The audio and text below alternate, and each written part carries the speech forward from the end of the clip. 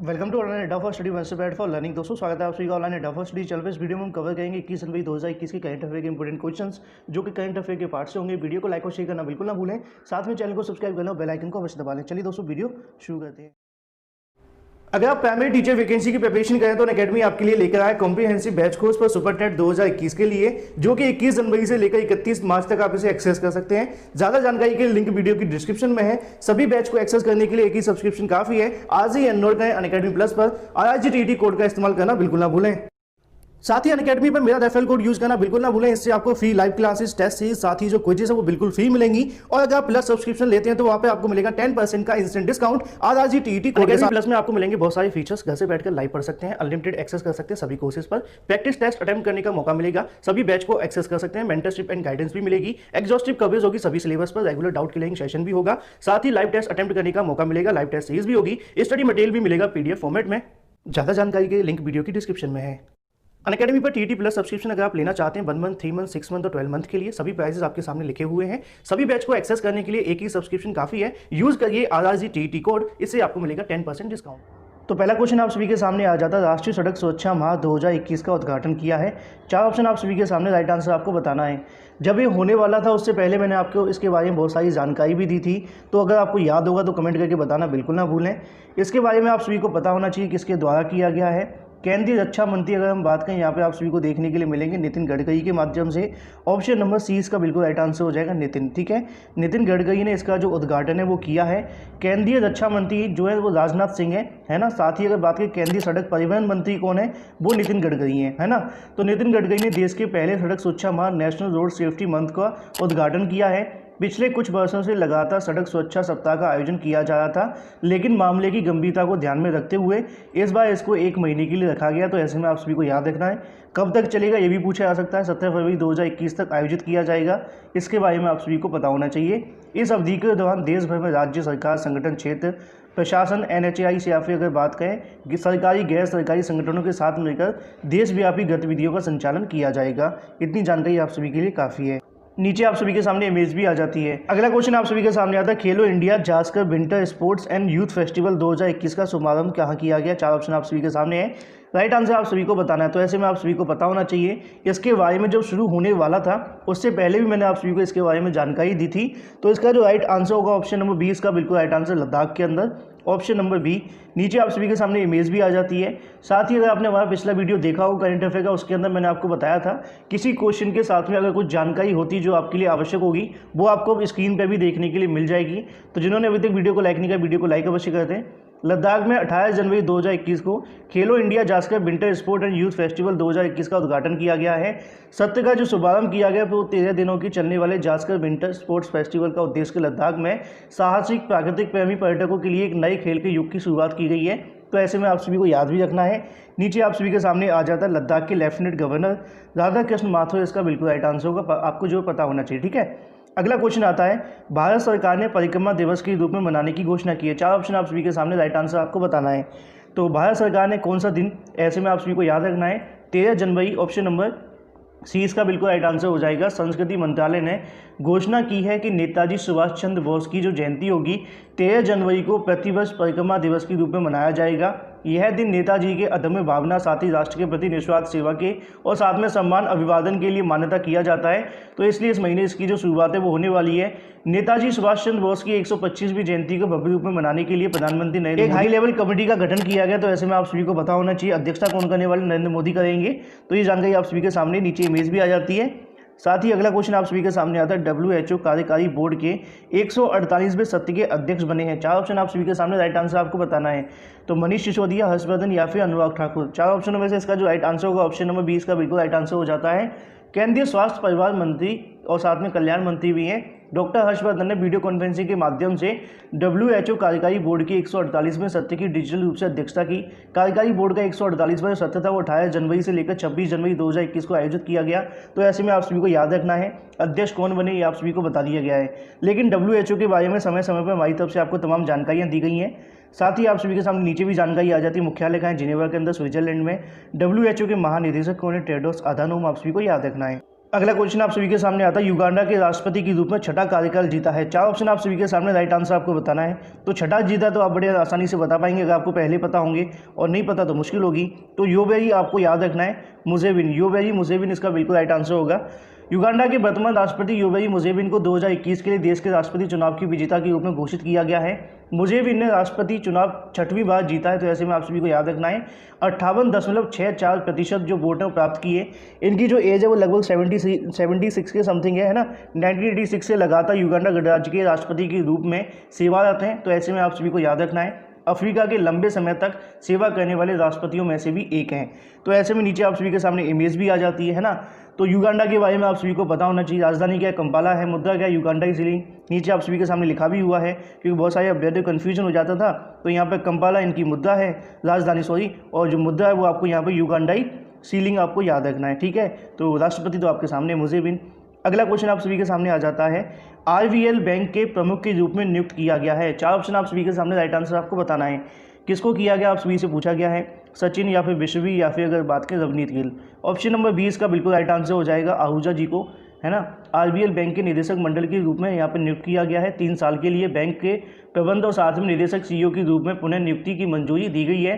तो ऐसे में आप सभी को पता होना चाहिए इनका जो कार्यकाल होगा 30 जून 2021 से लेकर 29 जून 2024 तक देखने के लिए मिलेगा। तो इतनी जानकारी आप सभी को याद रखनी है, साथ ही उनके बारे में नीचे उनकी जो इमेज है वो आ जाती है।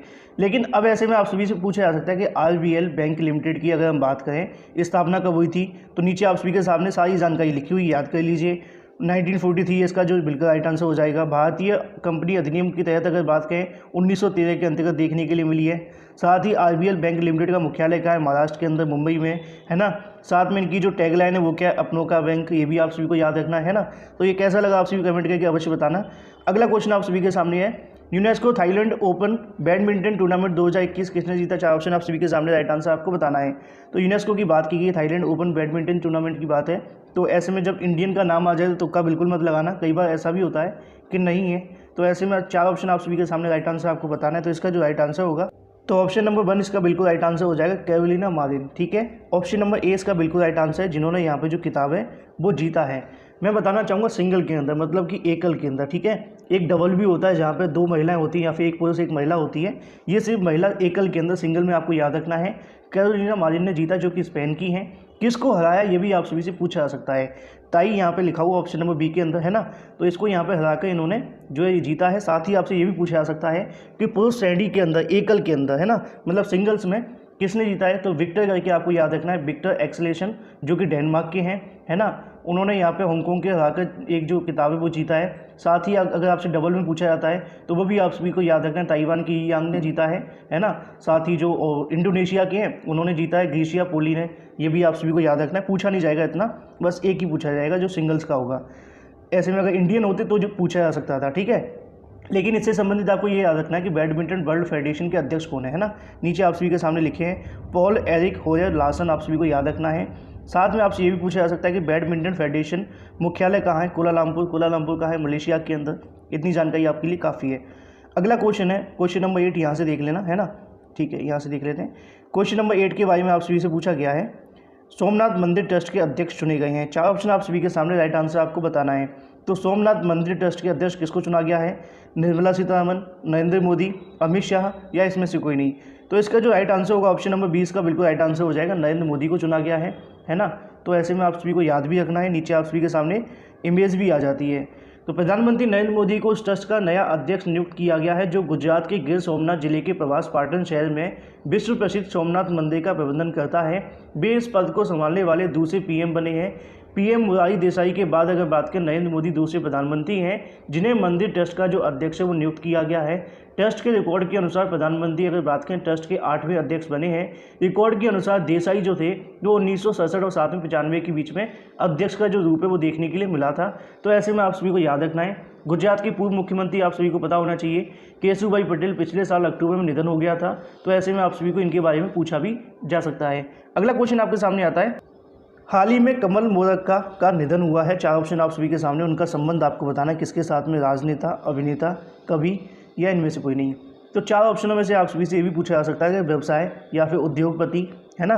तो इनका जो राइट आंसर होगा वो होगा ऑप्शन नंबर ए, ठीक है, राजनेता के साथ साथ अगर हम बात करें उद्योगपति भी थे जो कि प्रसिद्ध थे, ऐसे में आप सभी को याद रखना है। पूर्व केंद्रीय मंत्री साथ में प्रसिद्ध उद्योगपति कमल मुरक्का जी का निधन हो गया है। उन्होंने 1990-1991 तक प्रधानमंत्री चंद्रशेखर के कार्यकाल में राज्य मंत्री के रूप में कार्य किया। 74 वर्षीय नेता एक व्यापारी जो कि बीसीसीआई के पूर्व उपाध्यक्ष भी रह चुके हैं। बीसीसीआई आप सभी को पता है ना। तो ऐसे में वह समाजवादी जनता की पार्टी मतलब चंद्रशेखर के अध्यक्ष थे, जहां पे अगर बात करें 1988 में राज्यसभा के लिए नवनिर्वाचित भी हुए थे। तो ऐसे में आप सभी को याद भी रखना है। नीचे आपके सामने इमेज भी आ जाती है। अगला क्वेश्चन आप सभी के सामने आता है, कुशल श्रमिकों को प्रोत्साहन देने के लिए भारत और डैश ने समझौते पर सिग्नेचर किए हैं। 4 ऑप्शन आप सभी के सामने है। राइट आंसर आप सभी को बताना है, अमेरिका, रूस, जापान या इनमें से कोई नहीं।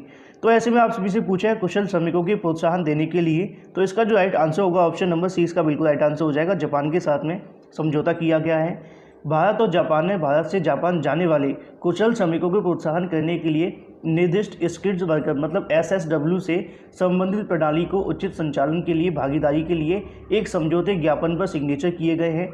अगर बात करें विदेश सचिव हर्षवर्धन श्रृंगला ने भारत के लिए जापान के राजदूत सुजुकी सतोशी से के बीच में जो सिग्नेचर है वो देखने के लिए मिले हैं। तो ऐसे में आप सभी से पूछा जा सकता है कि जापान की राजधानी क्या है। नीचे आपके सामने पूरी रिपोर्ट आ जाती है। जापान की राजधानी यहाँ पे आप लोग देख सकते टोक्यो है। जापान की मुद्रा क्या है, जापानी येन है। जापानी प्रधानमंत्री भी आप सभी के सामने आ जाते हैं। अब ऐसे में अभ्यर्थी जब सुनते थे तो उनको कहीं ना कहीं नाम थोड़ा अजीब लगता था। योशिहाइड सुगा जैसे आप सभी के सामने देखने के लिए मिल भी रहे हैं, है ना। तो इसको आप लोग याद कर लेना। नीचे इमेज आ जाती है। अगला क्वेश्चन है, DRDO ने CRPF को सौंपी मोटर बाइक एम्बुलेंस का नाम आपको बताना है। 4 ऑप्शन आप सभी के सामने है, रक्षिता, हीरो, रक्षक या इनमें से कोई नहीं। 4 ऑप्शन में से राइट आंसर आप सभी को बताना है। तो ऐसे में इसका जो राइट आंसर होगा ऑप्शन नंबर ए इसका बिल्कुल राइट आंसर हो जाता है, रक्षिता। DRDO ने CRPF को सौंपी है मोटर बाइक एम्बुलेंस जिसका नाम है रक्षिता। यहाँ पे आप सभी के सामने इमेज भी आ जाती है जिसके ऊपर लिखा भी हुआ है रक्षिता। तो ऐसे में आप लोग याद भी रखना, ठीक है। तो इसके बारे में आप सभी को पता होना चाहिए। CRPF के महानिदेशक कौन है, डॉक्टर AP माहेश्वरी।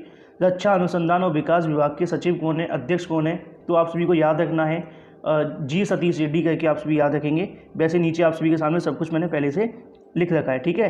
तो यहाँ पे आ जाते हैं महानिदेशक CRPF के। DRDO के सतीश अगर आप सभी के सामने आते हैं। साथ ही मुख्यालय कहाँ है, न्यू दिल्ली के अंदर है। स्थापना कब हुई थी, 1958 के अंदर।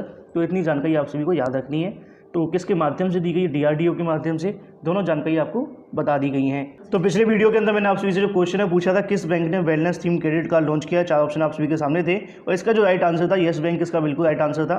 साथ ही आप सभी को बताना क्वेश्चन ऑफ द डे के बारे में नीचे आप सभी के सामने आया था। वीडियो को लाइक और शेयर करके साथ में चैनल को सब्सक्राइब करना बिल्कुल ना भूलें। विश्व की सबसे शक्तिशाली रॉकेट का अंतिम परीक्षण कौन करेगा। 4 ऑप्शन आप सभी के सामने, राइट आंसर आप सभी को बताना। फिलहाल वीडियो के माध्यम से इतना ही। Thank you for watching this video.